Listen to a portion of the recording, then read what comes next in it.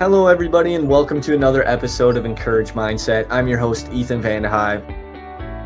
I have an amazing special guest. He's going to really highlight entrepreneurship and just so many things, diving in about himself, his current occupation. But I'm going to welcome Brock onto the show. Brock, why don't you dive in a little bit about your story? All right. Appreciate you getting me on here. Not too many people ask me to be on podcasts, so this is new for me. But absolutely. So, my brother and I, about 2.5 years ago, started a company called Frost Buddy. Kind of at this point, it's an insulated drinkware brand, but we started off with a slim can cooler. So just for White Claws, Trulies, and just like that. And, we quickly pivoted out of that when a normal can would not fit in that slim can cooler. And we were like that aha moment of like, oh, what if we just mash these all together and we get something that fits everything? So, competitors were selling one of each, and we're like, what if we can just sell one for all? And so that's pretty much what we did. We, went back to the drawing board, went back to our supplier, and we're like, hey, we have this idea, this design. And, once we launched that one is when, we really saw some traction. We sold, I think, our first 3,000 units in like 3 weeks, just with a simple Facebook video that I shot of some friends at the lake. And I did not know what I was doing. Let me just be very clear. And so that was kind of our, I guess, what would you call market proof. And, we've been just running with it since then, really. Listening to customers, they told us if it fit cup holders or 16-ounce cans, that then they'd really be sold. The first one didn't. So we came out with a 2.0 version that did that thing. And once we launched that in May of 21, I think is when really things started to take off. We had learned a lot more about the business and just about advertising and e-commerce in general. And, we kind of just have kept going with it from there, and scaling it up and just trying to, figure out everything that goes with e-commerce, because it can be a beast. Yeah, for sure. So you're kind of young, you're around my age too, the 20s. Yep. And so when it comes to starting a business, I guess like most of the people out there in the world expect young people to try things and fail. And I think that's just a big part of life, is attempting things and failing, but most importantly, learning. So what are some things you've kind of learned from starting Frost Buddy? Yeah. And I would say, before that, I probably learned more from the 3 or 4 businesses that didn't work. So I think that's a very accurate thing. When people say that, young people, you should try, fail. That's kind of how I always approached it, was like, you try things, it doesn't work out, but you learn a lot. So, for me, I figured out that like, hey, I was still in school, I was in college. So I needed something that I could do from a laptop, like from anywhere in the world. And so that was the starting grounds. And once I had that business model, then you can look at ideas differently, in my opinion. Like, I tried something in like the food space, and I was like, I don't have the resources, time to do that. And so when Frost Buddy, this idea came about, was something that I was like, okay, I can get a supplier overseas. I can ship it to a fulfillment center that can fulfill it for me. And I can create a website and basically run ads to that website. Very simplified version, but that was kind of the basis of that. And, I would not have known that I wanted that type of business and that I could scale that type of business had I not failed on like 3 or 4 others that weren't online. They were more retail oriented or, service based. And I was like, I don't know how to scale these. So, that led me to Frost Buddy. And I think it led us to be able to scale it as fast as we have. And then that's when, in Frost Buddy, I could dive into a ton of things that I've learned from, I think the main things are just really, at scale, those tiny little numbers become very large numbers. So paying attention, understanding every tiny number that goes into the equation to make sure that, profit is first and foremost, not top line. And I think this year is probably going to help even that out. Like, it used to be like, no one cared about the profit as much because like people were throwing money at businesses, but now I think it's becoming more important again. So, that's definitely very, very big thing that we learned. And then just, I think people, learning how to manage people, learning how to deal with the headaches and the overhead that might happen, and just, just dealing with people in general. Because at the end of the day, like, people are what scales a business. So, those are 2 things that I guess I could give to everyone. Yeah, I love that. Thank you for answering that. So then when it comes to you're creating this business, but most importantly, you're the person that's behind the scenes doing all the work, doing all the effort. So how do you get to this level of believing in yourself that you can do this, you can scale this business? So talk to me a little bit on that, of just the belief in yourself.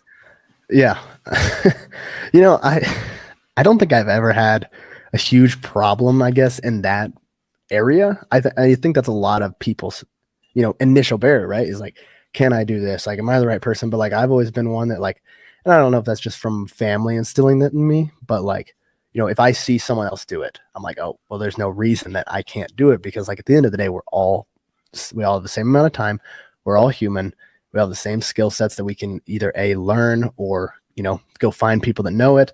And so, I was more so, I saw people that were doing it and I was like, oh, like, surely we can do that. Right. And like, I would just jump in 2 feet off the cliff and just go for it. And figure things out as we go. So, I think the most challenging part to younger people, or people that want to start, or even, a year in, right, is the first year is the hardest, because that's when everyone's going to tell you the idea is stupid, or, oh, like that's a weird thing. I doubt that works. Or like, that's where you're going to get all the negativity from even family and friends, right? That's probably where you get most of it. And so not letting that creep in, because, over time, like, people say what they want, but like when you keep hearing it over and over again, it does you start to believe it, or you start to feel that. And so like keeping yourself on that path and that optimism of like, no, like I can make it work. Like, that's the biggest thing. Yeah, no, for sure. And I've had my fair share of some family members and some people I know be like, what the heck are you doing with a podcast? Like, come on, this is crazy. Exactly. Yeah. Podcast, prime example. Like, yeah, I think my podcast started at like 5 viewers and I was like, yes.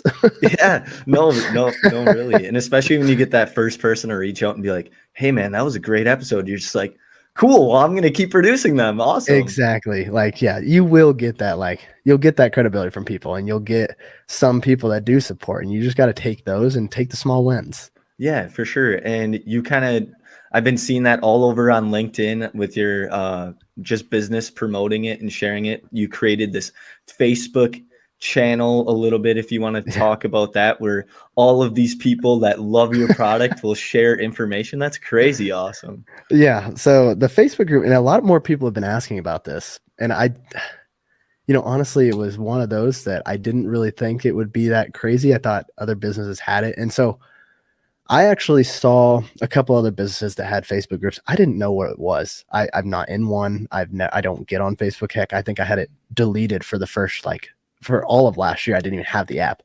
And so, we got to a point where like, like, customer retention is everything. Customer loyalty, and like, how can we foster that? We have email marketing, we have SMS marketing. And I was just like, I want to be even closer, because like, we're a very personal, like, founder brand. Like, I'm the face of the brand. And so like, I like to be very personal, and I like the brand to be a larger representation of like who we are, where we come from, small town, faith-filled, just genuine people. And so that's where the Facebook idea came about. And we're like, let's just start a group, see if people join. And so, obviously I'm not going to go into it without plan a little bit. So I was like, we'll send an email out to our list, and it's like 300,000 subscribers at this point. So we'll send an email, we'll send an SMS message to people that gives them a one-time 15% off to join, and see what happens. And, kind of the whole thing was like, oh, you have access to me. You have, the ability to vote on new products. You have the first glance, and even first like dibs at new products. If we launch them, I launch them first to the group. And so it's kind of given that incentive to join as well. And I think day one, we had 2,500 people join. And it was like, oh, okay, this is something. And like, the thing is, usually people are like, oh, what do you post at the beginning? Well, yeah, like I tried to really post a lot at the beginning, like, just literally, if I'm holding it anywhere, just post it, be like, oh, like, using my Frost Buddy, loving my Frost Buddy.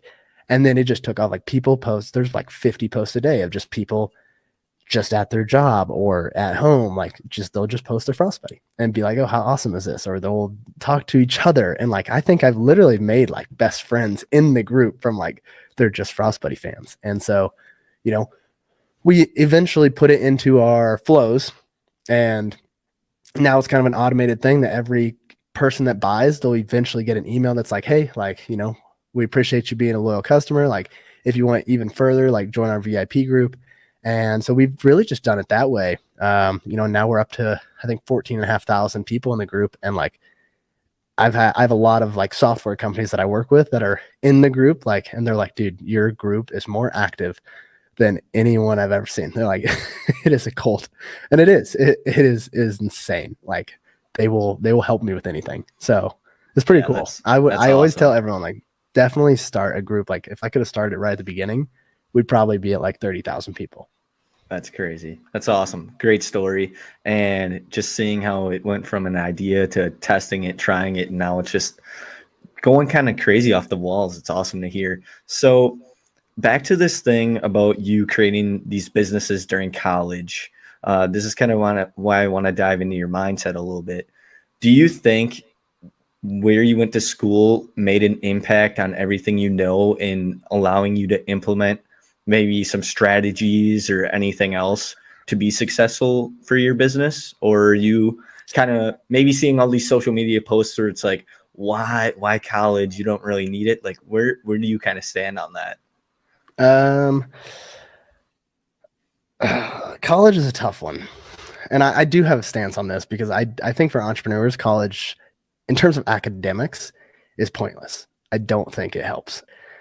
I am twofold on this answer because while I don't think the academics helped, none of my classes helped. I had a lot of very like arrogant professors that, you know, worked for large corporations, but they didn't start anything, but they thought they, you know, you would have thought they started it. And so like, it always turned me off because I was like, okay, you're, you know, pushing this arrogance onto students who are just here trying to literally learn and, you know, further ourselves in, you know, a career one day.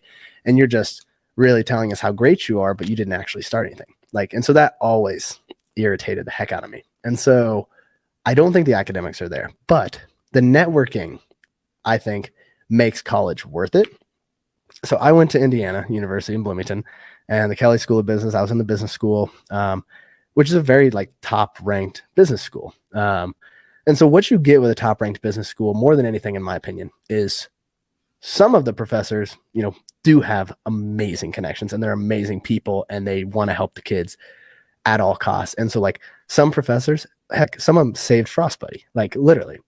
And, you know, others have helped connect me with people that you could never dream. Like I have talked to the ex-CEO of Snapple because of IU. I literally talked to Ben Higgins from The Bachelor just because I went to IU and he went to IU. And I emailed back and forth with Mark Cuban just because I was an athlete at IU and I knew that he would respect that. And so like using that alumni base is, I think, probably more valuable than people give it credit for. Like people like to talk about, oh, you know, it's not worth it for entrepreneurs. Yes, from an academic standpoint, I could see that, but from a, you know, you have that base forever and like school pride, I do think it's worth it. And like I would go back because yeah, I agree. I agree. Like, yeah, like, I had a good time. You know, and you do mature, like, right? You mature as a person. Whereas I think if you don't go, like, I don't know, for me, it was getting away from home. It was getting, you know, out on my own and just try and start doing things on my own. And so, you know, I don't know. I think there's just a lot of growth that does happen, even if you're not, you know, there. But like, you know, two of my best friends now that I met at IU both work for investment banks and help companies exit. So like, you just never know who you're going to meet, right? No, yeah, for sure. I agree with you. I think the networking side of things in college is crazy, crazy good. Obviously, you went to a D1 school. I went to a D3.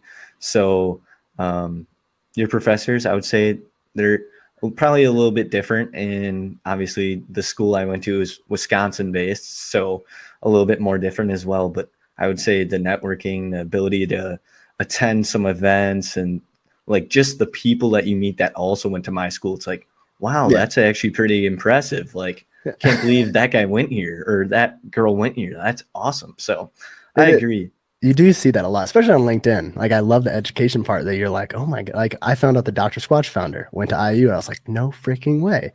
Yeah. I was like, what? Yeah, I found out the vice president at ESPN went to Eau Claire, where I went to school, and I'm like, dude, no way. Exactly. Like, that's crazy.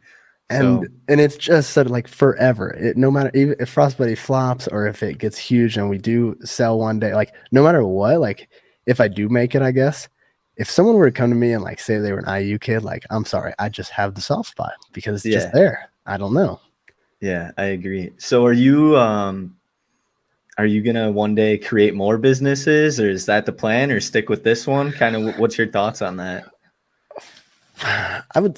That's a tough question, isn't it? Yeah, for Uh, entrepreneurs, it always yeah, is. it is. It is tough because, yeah, you become one because you're probably a creative person that likes to do other things. I would say I will.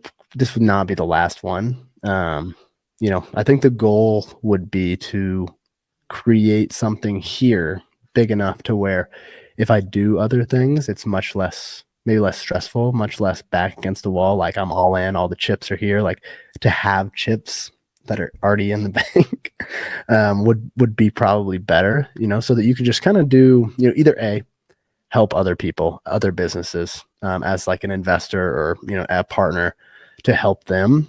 Or yeah, I'm sure I'll get some crazy idea that I'm like, yeah, I got to do this. So For sure. I always me and my buddy always talk and we're like, next company for sure, some sort of subscription or software because those guys always kill us. And, Oh yeah. and I know how much money they're making. Yeah, So no, for sure. that's like always, I'll get one idea that I'll be like, yep, I'm doing the software. All right. So diving into kind of getting to know your mind a little bit. So when it comes to goal setting, obviously entrepreneurs have to be really detail oriented and make sure they're following through on goals and making sure they're doing the best to achieve what they want. So Yeah. what is kind of your take on goal setting? I'm not like the best at goal setting per se. I'm a very process goal type of guy. Like I'm not gonna set these huge like, oh, I want Frostbuddy to hit $400 million in sales a year. Like because to me, like that's so far in advance and so many steps need to be taken to hit that like no. But what I can control is, oh, for the next 4 months or 5 months, we need to do this every single day, or we need to do this to work towards this initial goal and this initial step. And make sure that I'm doing that process every day to get there. So, I try to break everything down in terms of a process more or less and go, okay, daily, what am I doing? That's then going to further me. And I think that's probably something that track at IU helped with was like, I came in as literally a walk-on. And so I was like, okay, if I'm going to win the Big Ten or be a nationally ranked pole vaulter, like how do I get there? How do I bridge that gap? And that was something my strength coach really helped with was like, hey, what we can't control is a lot of things, but what we can control is every single day. If I do this and this and this, and I get 1% better every day, like it does add up. And it's the same exact principle in business. So, whether it is fitness or just my life in general or business, like it is always like, yes, having that goal in mind, but how can we break it down on a daily level? Yeah, I saw on LinkedIn you've been doing the 75 hard challenge. Yeah. So how's that been going? Literally perfect. Like that's the prime example, right? Like I got to do those 6 things every day. So I do those every day, no matter what. And it's tough. I mean, like yesterday we went skiing. So we're skiing all day, but I still have to get in, a gallon of water and read my 10 pages and get in my second workout and, take the progress picture. So yeah, I mean, for me, I think the hardest thing is making the decision to do it. Like I genuinely don't think that being disciplined and doing things daily is that difficult. But I think as long as like I'm the type of guy, if I just tell myself that, hey, like this is a non-negotiable, you're doing it every day, like I'll do it every day. Even if I have to do my walk, like outside workout at like 1 a.m. I literally did that the other night and it was like 4 degrees. Just do it. Like so many people plan and like strategize and do all this crap. And it's like, no, you literally just have to start going. And once you do that, you're already ahead. Yeah, no, I agree. Most people Yeah, I've been reading this book called Shoe Dog. I don't know if you've heard of it. It's about the creator of Nike. It's a great book. And you kind of just hit on one of his quotes. He's like, just keep going. don't stop. Don't even think about it. Just keep going. Literally Don't give much thought to where you are. Just don't stop. Keep going. So it's like, it's crazy. God. That's what I was thinking about when you just said that. So That's so true. Yeah, it's like, do not think about it. Because if you think about where you're at, you're like, oh God, I'm not there yet. yeah. So how do you kind of hold yourself accountable on the days you feel like, I don't know, just procrastination or like just wanting to have a lazy day ever set in your mind? You're like, oh, I just want to sit down and watch some Sunday football. Like, how do you be like, no, I got to do this? Like, how do you hold yourself accountable? Oh God. I do love to watch Sunday football. Who doesn't? Yeah, I love to just feel every Saturday and Sunday. When it was college football season, I'm like, oh my God, I'm gonna do nothing on Saturday. Yeah, I mean, I think it's okay. Like I